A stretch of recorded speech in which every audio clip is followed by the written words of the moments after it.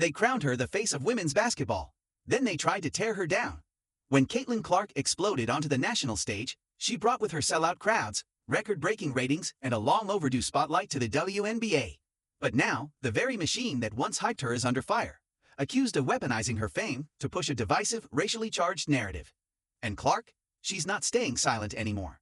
In a stunning legal move, Caitlin Clark has filed a defamation lawsuit against ESPN, accusing the network of manufacturing a racially inflammatory segment that falsely painted her as a symbol of white privilege in the WNBA.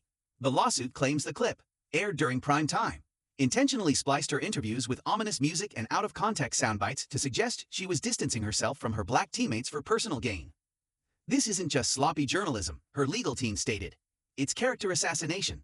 Within hours, the internet ignited. Hashtags like #Clark is overrated and #WNBA white privilege trended.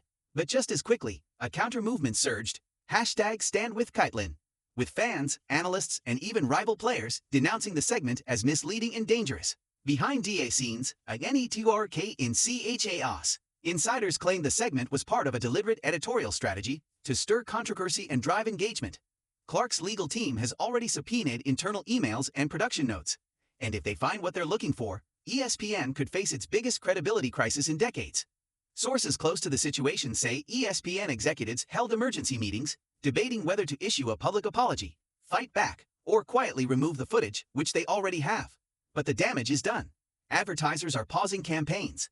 Sponsors are watching closely. And Disney, the parent company, is reportedly furious. For Clark, the media firestorm is deeply personal.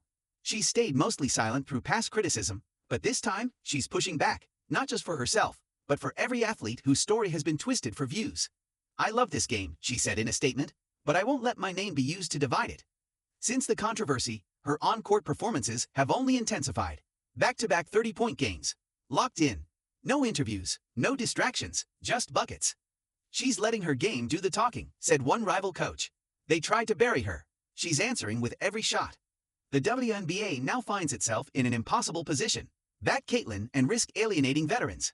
Stay neutral and look spineless. Some players have voiced quiet resentment over the attention Clark receives, but others have rallied behind her, calling the ESPN report disgusting and divisive. Even legendary voices have entered the fray. Dawn Staley, Gino Auriemma, Cheryl Swoops. And yes, LeBron James, let athletes be athletes. What's at stake? If Clark wins, the fallout could be seismic. Networks may be forced to implement stricter editorial standards, avoiding clickbait journalism that thrives on outrage and identity politics.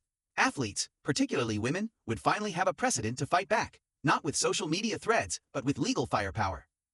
"This case isn't just about Caitlin Clark," said media ethicist Dr. Leila Rodriguez. "It's about whether media empires can profit from distorting truth without consequence." But if she loses, the message will be clear. Narrative still beats nuance. Controversy still sells. And athletes, no matter how dominant, remain vulnerable to agendas bigger than the game. Whether this ends in a courtroom or a quiet settlement, one thing is clear. Caitlin Clark's battle has already reshaped the conversation. What started as a viral clip is now a legal war, a cultural flashpoint, and a challenge to how we cover athletes in a media age defined by distortion. They tried to script her downfall.